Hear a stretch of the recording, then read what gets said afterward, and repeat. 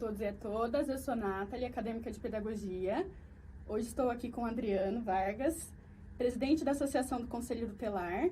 E junto com a Gabriele, a gente vai falar um pouco sobre o ECA, que é o Estatuto da Criança e do Adolescente, que traz a doutrina da proteção integral dos direitos da criança e do adolescente.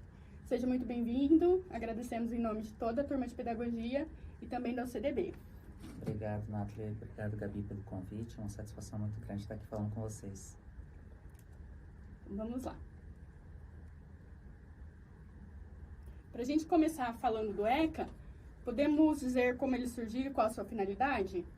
Bom, o Estatuto da Criança e do Adolescente, ele começou a ser configurado ali por final da década dos anos 80, sendo promulgado em 1990, justamente para estabelecer os direitos essenciais da criança e do adolescente, como o direito à convivência familiar, direito à educação, saúde, os direitos básicos como a profissionalização e inserção no mercado de trabalho de forma segura, que contemple o desenvolvimento dele. Então, garantiu ali os direitos básicos para o desenvolvimento saudável e prevendo que isso é um dever de todos, a proteção das crianças e dos adolescentes.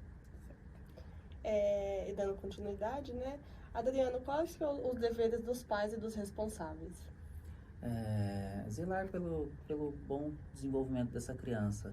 Isso inclui desde cuidados básicos, como manter essa criança na escola, vacinação em dia, cuidado com higiene, alimentação, saúde, os cuidados com uma convivência familiar saudável que garanta o bom desenvolvimento, então que não seja um ambiente onde haja violência, situação de dependência química que expõe a criança a uma situação de risco.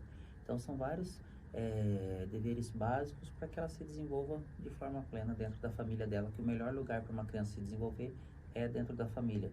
Às vezes as pessoas pensam que melhor colocar no abrigo, unidade de acolhimento, alguma coisa assim. Não. Criança, o melhor lugar para que ela se desenvolva é dentro da família, excepcionalmente, que é outra via, mas prioritariamente dentro da família dela. E qual que é a penalidade dos responsáveis caso não seja cumprida? O artigo 249 do ECA diz que em caso de descumprimento dos deveres inerentes ao poder familiar, que é justamente esses cuidados básicos, com cuidado com a criança, com o adolescente, ele pode responder com pena de até multa de até 40 salários mínimos, conforme o artigo 249 do ECA, e dependendo da situação ainda pode ser cumulativo com alguma outra questão. Por exemplo, abandono intelectual pode dar até 30 dias de cadeia, então de acordo com a situação pode sim ocorrer uma penalização. Legal. Mas a gente sempre trabalha, é bom deixar claro assim que a gente trabalha não pela penalização, mas sim para que garanta o bom desenvolvimento dessa criança. Se está fora da escola, está faltando, está acontecendo, a gente vai tentar entender o porquê disso. Porque às vezes pode ser que não conseguiu uma vaga de escola perto de casa, a criança tem uma necessidade de saúde, ela tem uma questão de socioeconômica que está passando, então é sanar aquele problema que está levando àquela violação de direito, não simplesmente chegar só ferrando a família sem dar nenhum tipo de apoio ou proteção para ela. O papel da justiça está na responsabilidade das varas de infância e juventude. Em quais casos ela atua? A vara da infância, em Campo Grande a gente tem a vara da infância, adolescência e idoso, que é para situações onde ocorre uma violação de direito em que a criança esteja em risco. Por exemplo, num lar onde a criança está passando por violência, espancamento, estupro, é algo que pode levar a criança a um risco sério, um risco grave. Então, uma decisão de guarda, por exemplo, ela não vai correr por uma vara de família, onde a tramitação ela é um pouco mais demorada. É uma situação em que a criança pode correr risco, então ela vai correr diretamente na vara de família, na vara da infância, perdão, justamente para priorizar e que consiga salvaguardar o bem-estar dessa criança o quanto antes. Um atendimento mais urgente. Exatamente. Como que o ECA faz para garantir que todas as crianças e adolescentes tenham acesso à educação de qualidade? A parte que se trata especificamente da educação, ela diz que é direito da criança acesso em escola pública e gratuita próximo da sua residência. Então não é um favor, é um dever do Estado, é um direito dessa criança, que ela tenha acesso a uma escola pública, uma escola gratuita, uma escola de qualidade, independente da classe social, da cor, do gênero, da raça, da condição física, e ela tem que ser acessível a todas as crianças e a todos os adolescentes. Então o ECA prevê isso dentro dos seus artigos para que a criança tenha acesso à educação. E quais os desafios que o ECA enfrenta referente à evasão escolar? A evasão escolar ela acaba sendo um fenômeno multifatorial, então ele tem que ser entendido dessa forma. A pandemia, ela acabou trazendo uma nova realidade onde as pessoas ficaram 2 anos sem frequentar a instituição de ensino. Acabaram as famílias se acostumando dentro daquela realidade. Mas será que acontece alguma coisa? Será que pode dar algum problema? Não vai dar nada. E acabaram muitos ainda permanecendo nisso. Então, para que o ECA e todas as instituições consigam enfrentar, precisa de uma força conjunta. A assistência social, a saúde, a educação, não somente o Conselho Tutelar, porque é dever de todos. Artigo 227 da Constituição coloca como prioridade absoluta que a criança ou adolescente seja resguardado, seja cuidado, zelado por todos. Então, todas as instituições têm que se envolver para combater a evasão escolar e essa criança poder se desenvolver bem. Falando agora da instituição do Conselho Tutelar. Como funciona na prática, a partir da sua experiência como conselheiro? Eu atuo como conselheiro tutelar em Campo Grande há 13 anos e hoje estou também como presidente da Associação de Conselheiros Tutelares de Mato Grosso do Sul. A gente vê em muitos municípios realidades que são distintas, mas muitas coisas que acabam se parecendo. Por quê? O Conselho Tutelar ele é um órgão permanente, autônomo, não jurisdicional, encarregado pela sociedade de zelar pelos direitos da criança e do adolescente. O que tudo isso quer dizer? É que é um órgão administrativo, justamente para desburocratizar. Ao invés de ter que esperar um processo judicial, uma coisa que vai demorar, uma decisão que vai ter que passar por uma análise do Ministério Público, Defensoria, decisão do juiz para ter uma determinação.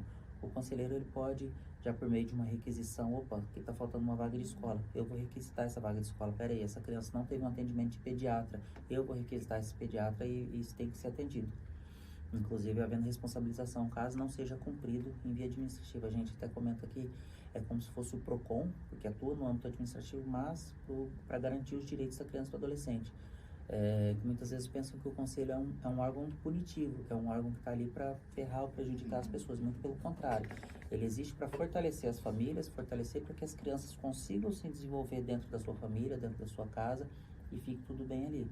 Então, essas são, assim, as perspectivas do Conselho Tutelar. É para isso que ele existe, para garantir o bem-estar da criança, da família, reforçar quem é o papel de autoridade dentro de casa, que também acabam divulgando de forma errônea, como se o conselho existisse para tirar a autoridade dos pais. Muito pelo contrário, a gente sempre reforça que existe uma relação de autoridade, ainda que seja uma relação, pode ser configurada de forma tranquila, de forma cada contexto familiar de um jeito, mas existe uma relação de autoridade onde os pais vão guiar, vão nortear, caminhar junto com seus filhos, mas eles são os responsáveis de fato e legal por esses filhos.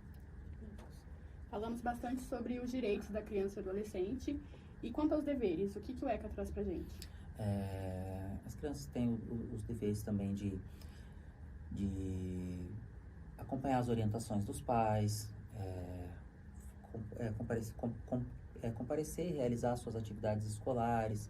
Não é algo que vai ser forçado, ensinar coisas básicas que são para o dia a dia, até importantes para o desenvolvimento dessa criança, para que ela saiba que no momento em que ela tiver uma casa, ela vai precisar manter a organização, que ela vai cuidar.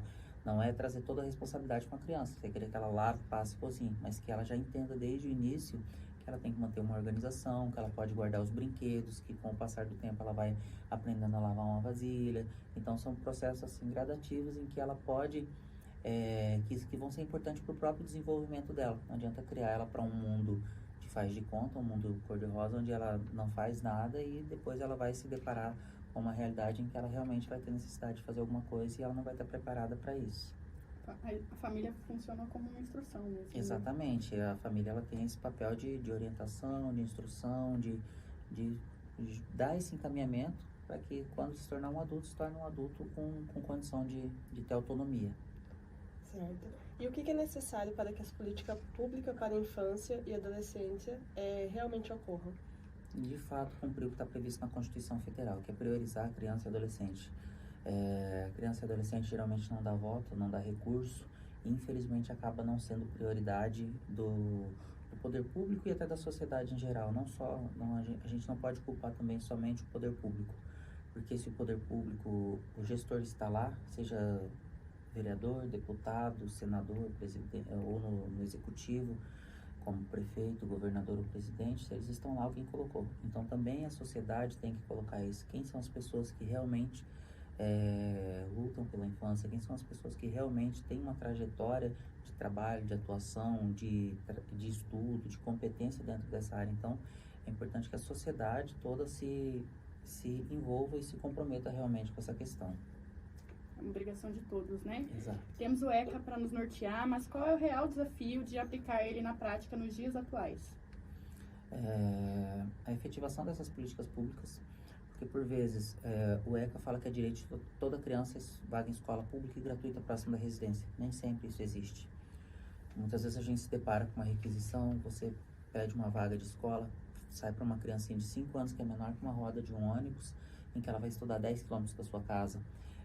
A criança precisa de um tratamento médico, ela vai na unidade de saúde, ela não tem. A criança precisa de um psicólogo, de um laudo para ela ser diagnosticada com uma doença que vai garantir o direito dela a uma educação específica, com um professor extra, por exemplo, e isso não tem na prática. Então, a gente precisa, de fato, que as políticas públicas sejam efetivadas para que o ECA tenha condição realmente de cumprir e funcionar como ele foi previsto. Tá bem, você gostaria de colocar mais alguma coisa?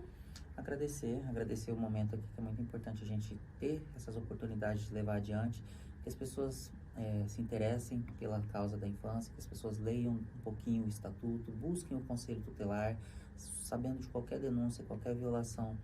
Agora, dia 18 de maio, amanhã, é o Dia Nacional de Prevenção e Enfrentamento à Violência Sexual contra Criança e Adolescente. Essa data se dá por conta de que há muitos anos atrás, uma menininha chamada Araceli foi estuprada, dilacerada, foi morta, e esse dia virou uma política nacional de enfrentamento. Então, infelizmente, essa criança não volta mais, mas existe a possibilidade da gente proteger e salvar outras, caso saibam de qualquer forma de violência ou violação de direito de criança e adolescente, seja uma vacina atrasada, seja uma criança fora da escola, ou um abandono, espancamento, estupro. Acione as autoridades, conselho tutelar, polícia, denuncie, Disque 100. Muito obrigada, Adriano. Obrigada pela presença. Nós encerramos aqui. Valeu.